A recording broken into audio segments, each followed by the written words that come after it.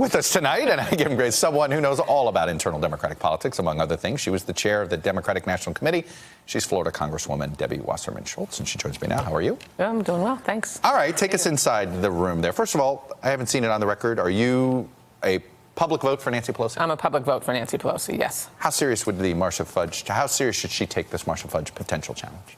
Well, I'm confident that Nancy Pelosi takes any challenge seriously, like any good politician would, and there is no better politician than Nancy Pelosi, no better vote counter than Nancy Pelosi. So if someone runs, whether it's Marcia or anyone else, I'm sure that she will, run the race like any good vote counter will.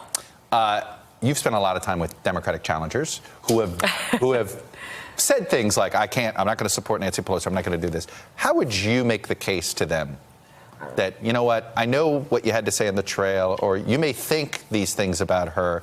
How would you make the case to a weary new Democrat who says, I had Alyssa Slotkin on from Michigan, who's just like, look, I made this pledge. I think there needs to be leadership. What's the case? I mean, the case is very clear.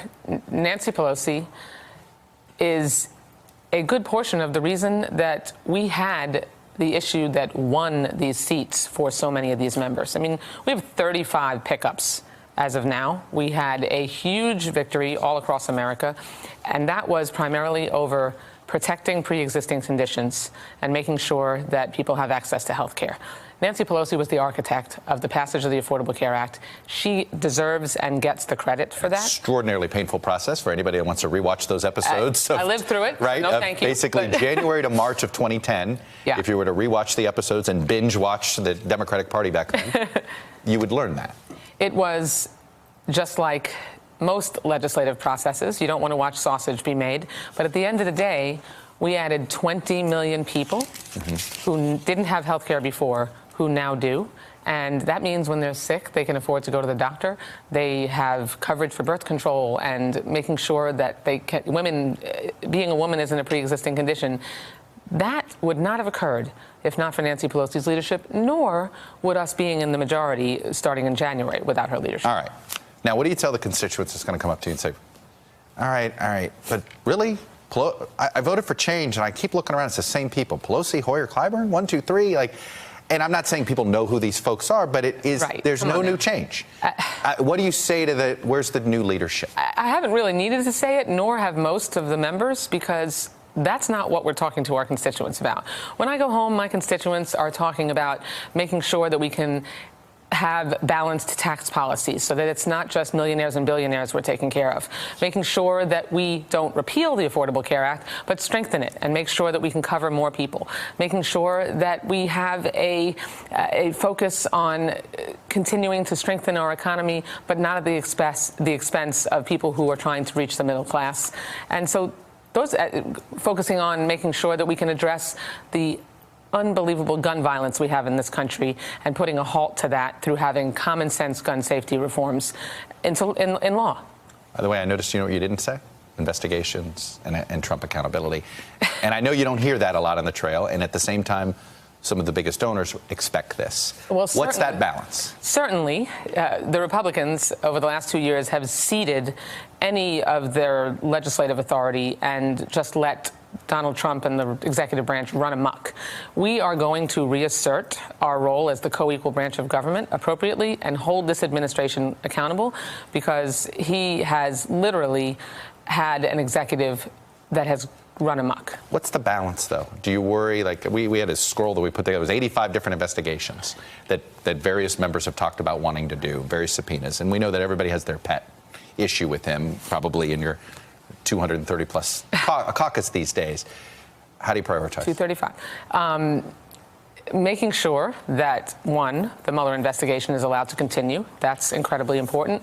Making sure that we have the ability to get to the bottom, the real bottom of what happened with the Russians, who were absolutely, clearly trying to influence the outcome of our presidential election in 2016, and making sure that this president, who has consistently violated the emoluments clause and is profiting off of the presidency, that we hold him accountable for that. I know those are the few things that I can think of, but primarily our members are coming to Congress to make sure that we can take care of people, make their lives better, and not only take care of the wealthy, which is what the Republicans have done. All right, let's go down to your home county. Okay. We just got this in from the Secretary of State. It's official. The second set of unofficial returns make it that there are 2 hand recounts being ordered, right, for the U.S. Senate race and for the Commissioner of Agriculture race. Yes. Here. Statewide recount. The law is the law. At what point do you say 12,000? You know, that's a big number. At what point is it appropriate to say, you know what, I can't win, the numbers aren't there. I don't know the recount. I can't think of a recount that found that many votes. And they've gone through the machines, haven't found a machine error. So at this point, how would you be handling this? At the point that every vote lawfully cast is counted. And look, we have some pretty significant PTSD from 18 years ago in 2000, when we had a president who was actually selected by the U.S. Supreme Court rather than by the voters of Florida. Had we had a real recount, a full and thorough recount, we probably would have had a different outcome. And, you know, I know I've been an elected official, you know, since then, and I know I was committed through all those years to make sure that never happened to us again. So we reformed our recount process, and we have it uniform. All 67 counties go through that process. If you're less than 0.25%, which the Ag Commissioner race and the U.S. Senate race are, then you go through a manual recount. Now, you don't go through all the ballots. You go through the ballots that had a problem or an issue, and that's what each county will be doing. Broward County, is some of the criticism I get is hyperbole. Okay, it just is, because it's, like you said, it's a little PTSD from 2000. But there does seem to be, why is it always Broward? That's the perception. What would you say to that? So all I know is that Rick Scott, our governor, put his own Division of Election Monitors into the Supervisor of Elections office in Broward's office since the spring, and they have found absolutely nothing wrong with the administration of this election. We have had no wrongdoing. There is no investigation because there is nothing to investigate. Issue? What is it that they can't handle? Is it too much? It's not. Too many votes? Really, the state of Florida needs to go back and take a look at the quality of the equipment, because a lot of the equipment that these large counties use is antiquated, has had difficulty when you have a massive turnout, churning through that many votes in order to make sure that they can get done by these deadlines. They should take a look at the deadlines themselves, because in a situation like this, we always have close elections in Florida. That's and the big counties are always going to get the most attention. Yeah, I mean, that's where the most votes 8 million people vote in this election, and a huge number of those were in our 3 counties in South Florida.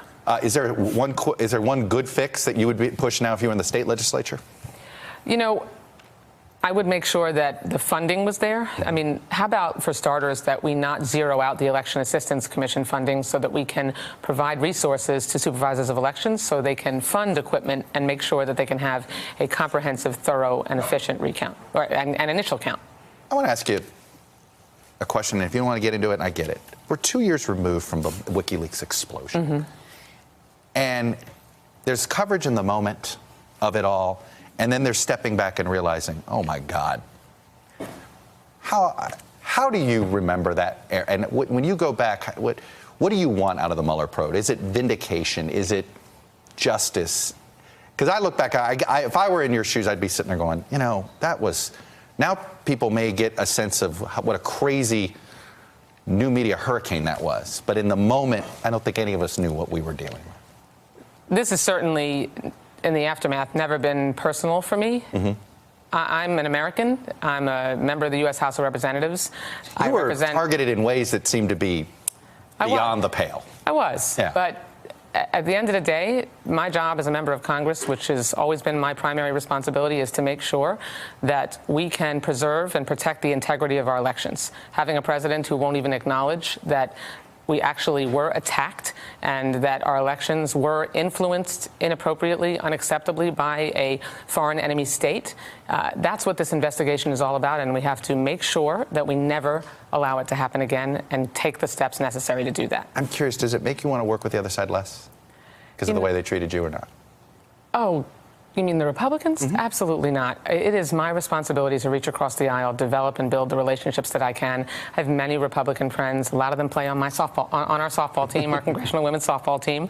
We're looking forward to beating the press. We got a lot of good recruits who have some skills. You guys get So younger. look out. That's We're tough getting for younger, our crowd. going in the right direction. You guys are getting so this is about working together and reaching across the aisle. And I really hope that my Republican colleagues want to join us in trying to make sure we can work together to advance an agenda that helps people reach the middle class and achieve the American dream. All right. Debbie Wasserman Schultz, I have to leave it there. I'm running out of a little time. Nice to see you. Thanks for coming in. See you too. Much My pleasure. appreciated.